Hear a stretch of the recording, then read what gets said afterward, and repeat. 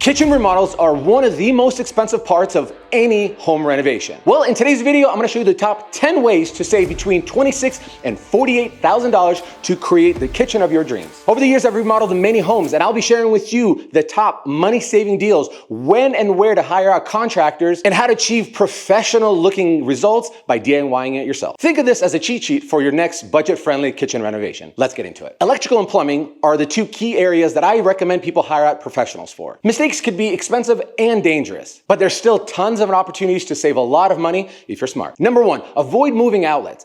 Gas lines or sinks when possible. Do demolition and wall prep yourself, but don't mess with live wires or open plumbing if you're not comfortable with it. Bundle jobs so one crew can handle multiple tasks at once. Double check rough specs and dimensions, but ask your contractor up front if they'll install homeowner supplied parts. Some will and some won't. And never skimp out on critical components like supply lines, valve breakers, or even gas fittings. If you know what you're doing and are comfortable, tackle simple tasks yourselves. But if you're unsure or the job involves new circuits, gas, or moving drains, hire a licensed pro for safety, code compliance, and warranty peace of mind. Drywall is one of those parts where a little DIY can go a long way and save you a lot of money. However, unless you have a decade of experience under your belt, the results might not be satisfactory to you. You're always going to be staring at it and really kind of kick yourself all the time you walk by it. So this is one of those times you should absolutely call a pro. For a full hang, tape, mud, and finish in a mid-sized kitchen area, a pro crew can run anywhere from $1,000 to $3,000 depending on ceilings, textures, and repairs, while a confident DIYer can cover materials and a few tool rentals for roughly $150 to $600. So doing the simpler part yourself, demo, hauling, priming, painting, can cut hundreds or even a couple of thousands off the bill. Rent the big tools, drywall lift, pole sander, wet dry vac, buy the sheets and compound from a local supplier or online dealer, and save by patching or repairing rather than replacing full walls when possible. Taping, mudding, and getting a smooth level finish is a very tricky part. Feathering seams or sanding without dust is an absolute skill, so hire pros for those large areas like high ceilings or even skim coats. Be sure to get 3 quotes with itemized scopes so that you know what you're paying for. The bottom line is save by doing the prep, the small, simple tasks yourself, renting tools, and shopping smart for materials. But hire a licensed drywall pro when you need a flawless finish or structural changes. Now the cabinets. Replacing brand new cabinets can range between $10,000 to $15,000 on a mid to large size kitchen that's about 200 square feet. But there are many ways to save big on that part of the project. Number one, refinish or paint the existing doors. You can use a grain filler like Aqua Coat, where 1 or 2 coats with a squeegee, a light sand, and then paint to hide any of the oak grain and get a factory looking finish. Number 2, replace only the doors. You can buy doors online for roughly $37 to $50 a door, depending on the wood species, of course. And this works well, especially because you get to keep the original boxes. Before you start, inspect the cabinet boxes and hinges. If the boxes are solid, you've already avoided most of the cost.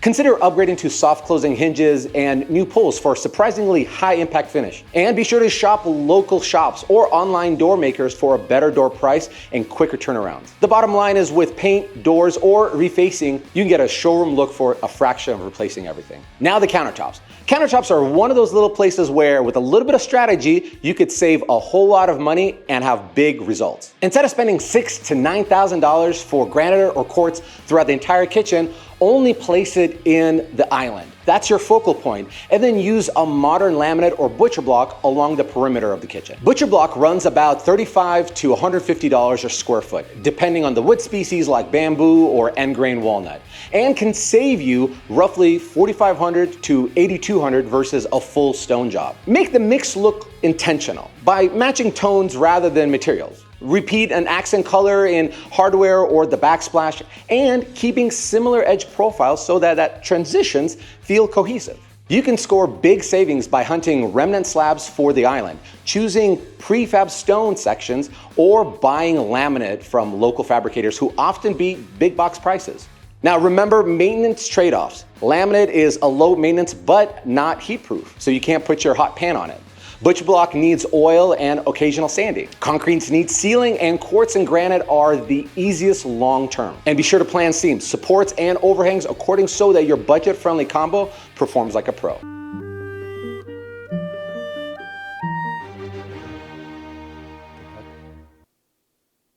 Power go off? On?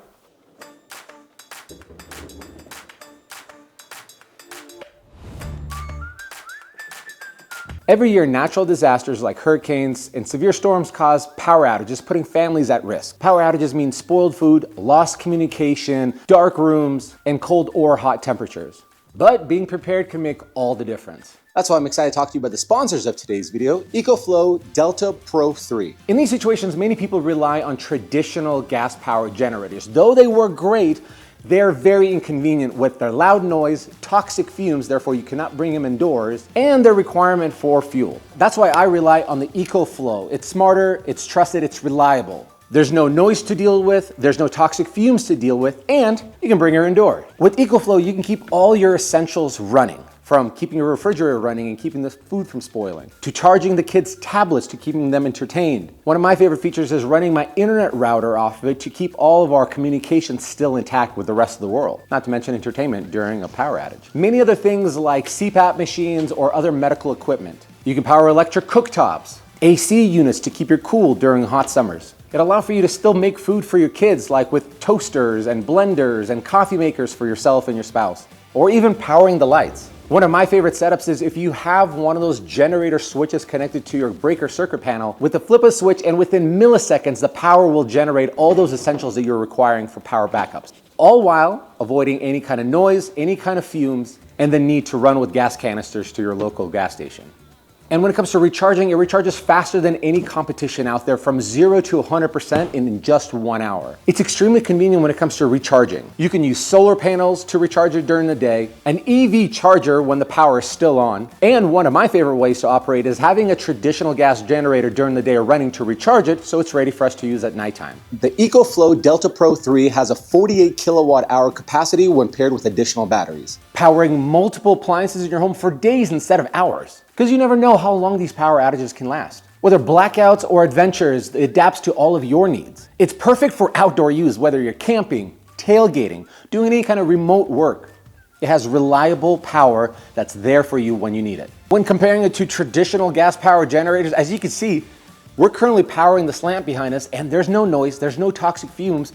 Not to mention, it's not an eyesore in our living room. I absolutely love the sleek design. It's got 4 120 volt outlets for you to plug into. It has 2 240 volt connectors, 2 USB-Cs, and 2 USB connectors. It's got a beautiful display and, like I said, fast charging, milliseconds of activation when you need it. And it's got wheels to make it very easy and convenient to lug around your house. So click the link in the description to check out the EcoFlow Delta Pro 3 for yourself. Learn more and get prepared. EcoFlow, powering your peace of mind. Now, let's get back into this video. Moving on to appliances. Appliances could be very expensive. Instead of dropping $6,000 to $10,000 on high-end appliances, consider shopping for mid-tier appliances. A great way to save money is looking for deals during Black Friday or at the end of the year sales when the stores are taking out their old inventory and bringing new inventory in. With this strategy, oftentimes you could score a set between $2,500 and $4,000. Another great option is to hunt open box and floor models. They usually keep the manufacturer warranty anyways. Be sure to track prices and set alerts, and don't be afraid to mix and match the brands, so long as the finishes match themselves. Consistency matters more than matching logos, and panel-ready units help you hide the differences anyway. As a bonus tip, I've personally done this. You can ask around on Facebook for friends and families or employee discounts of friends who maybe work at Whirlpool or GE. Oftentimes you can get between 10 and 30% off. You could stack manufacturer mail-in rebates and utility energy rebates and use 0 APR promos to spread the cost around. Another great option is to check the scratch and dent outlets or gently used units. A good strategy is also, when buying multiple pieces, negotiate bundles to get a lower price, free delivery and installation, or haul away of your old unit. Lighting is one of the easiest places to save big and add personality. Buying the fixtures yourself, like on Amazon, lighting outlet stores, or even end of the year sales, can beat all the contractor markups that are to be expected. Be sure to match the finishes to scale in your room so the pieces read intentional, not random. And consider swapping just the shades or the trim if you like the existing hardware. Small changes could look fresh without a full replacement. If you are handy, swapping a basic flush mount pendant or adding recessed lights is an easy DIY. It's a good idea to time your purchases for Prime Day, Black Friday, or clearance events. Be sure to buy LED rated fixtures to save on long-term energy, and look for utility rebates on high energy efficient lighting. Those can bring a lot of money to the table. When hiring, bundle the installs, multiple fixtures at once. That'll definitely help cut the labor costs on the trips. Be sure to get 3 itemized quotes and ask if the installer will hang homeowner supplied fixtures. Bottom line is, shop smart online for style and savings. Do the simple swaps yourself if you know what you're doing, and pay a licensed pro for anything structural heavy or anything that requires new wiring. Now the flooring. Most of the time, the flooring is either done after or before the rest of the house. So if you're in a situation where you're doing the kitchen first, then the flooring in the entire house after, that's even better. Yes, you're right. Real hardwood flooring is absolutely gorgeous, but it's often one of the most expensive parts of any kitchen renovation. If you're in a situation where you are gonna be doing the kitchen flooring and then the rest of the home after that, that's perfect. But oftentimes you're usually gonna put whatever the rest of the house already has. Just for the kitchen alone, real hardwood flooring can cost between $10 and $25 a square foot. So think $2,000 to $5,000 just for that little 200 square feet of work. However, it could be high maintenance in a very busy kitchen. Sun, oil, kid spills, and appliance leaks can change the color and the texture of the hardwood flooring over the years. And unless you plan to refinish regularly, that initial beauty, it fades. A smart, low-stress route is luxury vinyl plank flooring or a good laminate. These options give you a convincing wood look, are far more forgiving with water and pets, and usually cost a fraction, ranging from $400 to $800. In my experience, waterproof LVP can be found around $2 a square foot for material on deals, and mid-range laminate or LVP runs a bit higher, but still well under hardwood. The key is buying quality. Look for a thick wear layer, commercial ratings or AC/IBC ratings, and for waterproof specs. Now, a few practical pieces of advice to keeping it looking pro without the price tag. Shop local distributors instead of the big box stores. They often have a better brands, color ranges, and clearance lots with big markdowns. You'll get higher qualities for way less money. Pay attention to the wear layer and core type. SPC, it's a stone plastic composite, is rigid and great for kitchen installs, where WPC, wood plastic composite, feels warmer under the foot. Thicker wear layers hold up longer against heavy traffic and pets, which makes it ideal for any kitchen installation. Moving on to the backsplash. A professional tile installation runs between $1,000 and $3,000 without the material sometimes. However, you could save big by only spending $300 to $800 by DIYing it yourself, or maybe even using an easier application like a peel and stick option. The reality is installing tile is not that difficult. It's very simple. Nowadays, you don't have to mix any kind of mortar. You can use a tile adhesive that is very, very strong. And with all the savings, you can actually purchase a tile saw to keep in your arsenal. To begin finding great deals, you can start at your local Home Depot or Lowe's for subway tile, marble look porcelain, glass sheets, and trendy mosaics that look high-end without the specialty shop prices. The reality is you don't need imported marble to get a classy result. DIY isn't rocket science. Basic supplies like thinset, tile, mastic, grout, spacers, caulk, sponge are cheap. You can rent a wet saw for $40 to $70 a day, or buy a decent cut wet saw for under $200. And typical backsplash project materials and tools usually land in that $300 to $800 range anyways. But if cutting tile sounds intimidating to you, peel and stick tiles are fast, tidy, and much easier. There's no mortar, no grout, and they look surprisingly good nowadays. A few pro tips: buy about 10% extra tile for mistakes and repairs, match the grout color to the tile for a cleaner look, and use a heat-resistant material behind the cooktops. Bottom line is you can get a polished look, a durable backsplash without blowing your entire remodeling budget. I know that because my wife has got me into a lot of trouble by having her order the tile herself. Very expensive. Fixtures and hardware. Faucets, pot fillers, hardware are all great places to save big on your kitchen renovation. Like I've mentioned before, buying things yourself on Amazon, outlets, or clearance sales can beat all the contractor markups. Basic faucet swaps or cabinet pull installs is totally a DIY thing.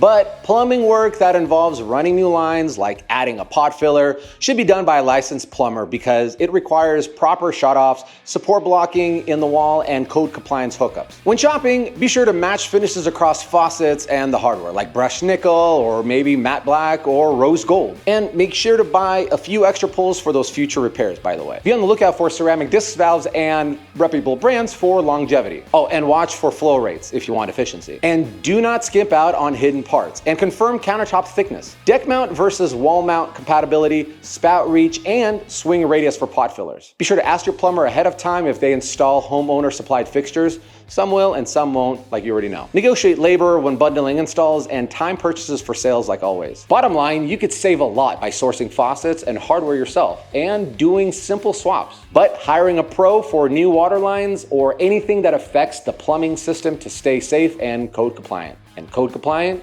simply means you sleep well at night. Moving on to finishing touches. Finishing touches is where your project goes from done to done in style. And they're also another great place to save some money. You can buy trim, outlet covers, switch plates, door hardware, even curtain or blinds online. Amazon is a great place, Wayfair, or Overstock. For trim and baseboards, pick pre-primed MDF boards as opposed to real wood, or prefab crown for a polished look without custom pricing. Small things like painting, caulking, touch-ups, installing poles, hanging blinds, fitting outlet plates, swapping light bulbs for the right color temperature, and mounting shelves or artwork are great DIY projects if you're a handy person. Just grab a good caulk gun, a paint roller, wood filler, and a level, but hire pros for tricky stuff like high ceiling crown molding, complex trim profiles, or moving doorways. Bottom line, be smart on the materials you choose, do simple installs yourself, and call in pros only for the delicate, high-risk stuff. By applying these 10 expert strategies, I am confident you'll be saving between